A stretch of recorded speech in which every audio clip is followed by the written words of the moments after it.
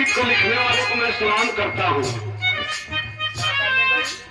कितनी बढ़िया खूबसूरती के वर्णन करा रहा हूँ, कितनी सुंदर रहली, बड़ा कुछ दहली, लेकिन काफी इतना है।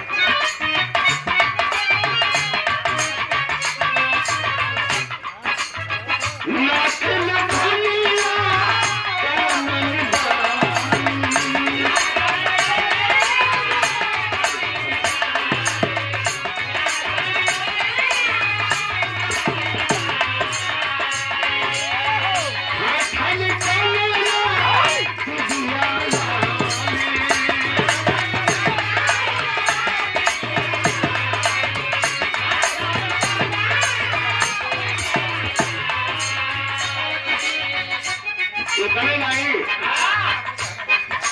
बड़ी खूबसूरत रहो, दांत राजा मोती की माला जैसे रहो। काले हो काला